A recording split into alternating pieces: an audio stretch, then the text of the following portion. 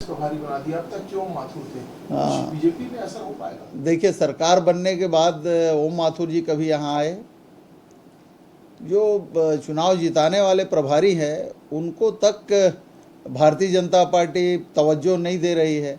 तो अब नितिन नवीन जी अब सरकार बनने के बाद उनके पास कोई काम रह नहीं गया है, इसलिए अभी बना दिए हैं उनको, अस्थाई तौर पे बना हुआ है। अच्छा, मंत्रिमंडल को स्थान पे एमपी के पकड़ाया जा रहा है इससे, जबकि मोदी जी दावा करते हैं कि डबल इंजन की सरकार है, तो क्या हो रहा है? अब डबल इंजन की सरकार जरूर है, लेकिन दोनों अलग अलग दिशा में खींच रहे हैं। इंजन अगर एक दिशा में चले तो समझ में आता है, लेकिन ये डबल इंजन की सरकार पूरी तरह से फेल है। और ये समस्या जो है छत्तीसगढ़ के अलावा पूरे देश में डीएपी यूरिया की कमी हो गई है, जो केंद्र सरकार के भी और राज्य सरकार की विफलता का प्रतीक है। रायपुर दक्षिण को ले रहे हैं कि दो दो हाथ कर लेंगे, और आप पूछकर अगर टिकट देंगे उनको तो जमानत। हाँ, तो हम लोग तो हाथ मिलाते ही रहते हैं, जब भी मिलते हैं हाथ मिलाते ही रहते हैं। बृजमोहन जी से हमारे पुराने साथी हैं और उनसे हम लोगों की कुछ बात हुई है, आपको बताएंगे। किस तरह की बात हुई सर? मतलब चुनाव को लेकर? हाँ, दक्षिण के चुनाव को लेकर, क्योंकि आप देख लीजिए बृजमोहन जी को जिस तरह से हटाया गया यहाँ से, तो बृजमोहन जी तो नाराज है ही, उसके सारे कार्यकर्ता भी नाराज हैं।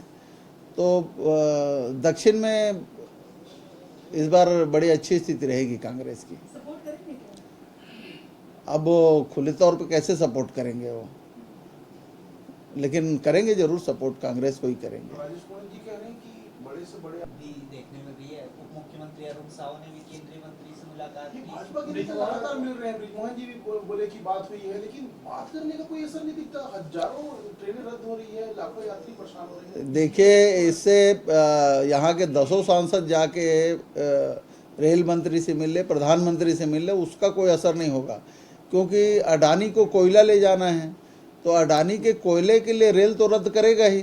तो इसलिए रेल सेवाएं प्रभावित है कि यहाँ यात्री गाड़ियों को छोड़कर माल परिवहन के लिए कोयले को ज़्यादा प्राथमिकता दी जा रही है, और अडानी जी का जो आदेश होता है वो रेलवे में चलता है।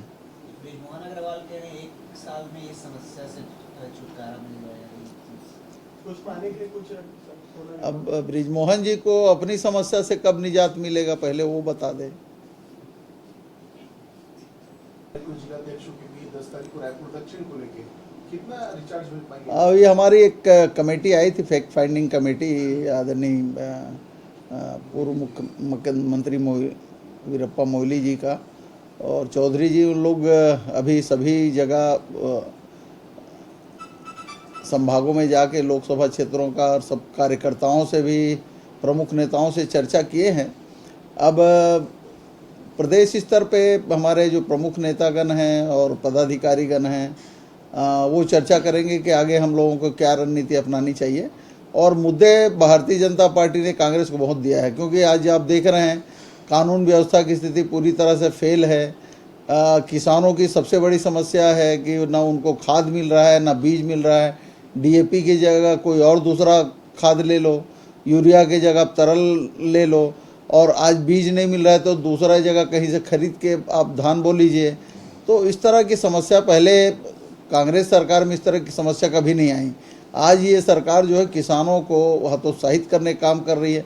जैसे एमएसपी बढ़ा है तो वो तो किसानों का है, एमएसपी जो बढ़ता है वो पैसा सीधा किसानों को मिलता है, लेकिन भारतीय जनता पार्टी कह रही कि वो हमारा है। तो ये किसान विरोधी सरकार है और पूरी तरह से सरकार फेल है। पूरे देश में डीएपी की कमी हुई है, छत्तीसगढ़ भाजपा। मैंने पहले ही कहा कि भारतीय जनता पार्टी में गुटबाजी हावी है, और भारतीय जनता पार्टी के जो बड़े नेता हैं उन लोगों को पूछा नहीं जा रहा है, और ये सरकार जो है रिमोट कंट्रोल से चल रही है। रिमोट किसी के हाथ में है और कंट्रोल किसी के हाथ में है। तो निश्चित रूप से भारतीय जनता पार्टी आज कुछ करने की स्थिति में नहीं है। ये राज्य सरकार युवा परीक्षा की बैठक लोकसभा और विधानसभा की जीत से उत्साहित होकर भाजपा प्रदेश कार्य समिति की 20 तारीख बैठक बुलाई। पहली बार उन लोग मंडल स्तर के पदाधिकारियों को बुला रहे हैं, कुछ असर होगा इससे? देखिए, भारतीय जनता पार्टी सरकार के काम से भारतीय जनता पार्टी के कार्यकर्ता ही अभी नाराज हैं, और सबसे बड़ी बात आपको बताऊं कि जो यहाँ के प्रभारी थे आदरणीय ओम माथुर जी, वो सरकार के कामकाज से नाराज होकर छत्तीसगढ़ छोड़ के भाग गए। इससे बड़ी बात और कुछ नहीं हो सकती। तो ये विस्तारित जो बैठक करेंगे इसमें क्या गुस्सा फूलेगा, क्या होगा? अब ये तो जब कार्यकर्ता आएंगे उनके तो पता चलेगा, लेकिन अब भारतीय जनता पार्टी के कार्यकर्ता अभी सरकार के कार्यों से नाराज हैं। 9 और 10 जुलाई को आप लोगों की ये सभी युवाओं को जो प्रोत्साहित करने के लिए अपने अपने क्षेत्र में जो उन्होंने अच्छे काम किए उन्हें प्रोत्साहित करने के लिए आज़ादी युवा परिसर भी बनाएंगे हर जिले में, क्या लगता है? बनाना चाहिए, युवाओं को प्रोत्साहित करने के लिए काम तो करना चाहिए। ये रेलवे नेता को टिकट देगा, उनका कार्यकर्ता हरा देगा। अब पहले राजेश मूनत जी मंत्री रहे हैं, बेचारा अपनी पीड़ा को व्यक्त करने के लिए क्या क्या कर रहे हैं वो समझ से परे है। कभी कुछ कहते हैं, कभी कुछ कहते हैं, रोज़ उसके अलग अलग बयान आते रहते हैं।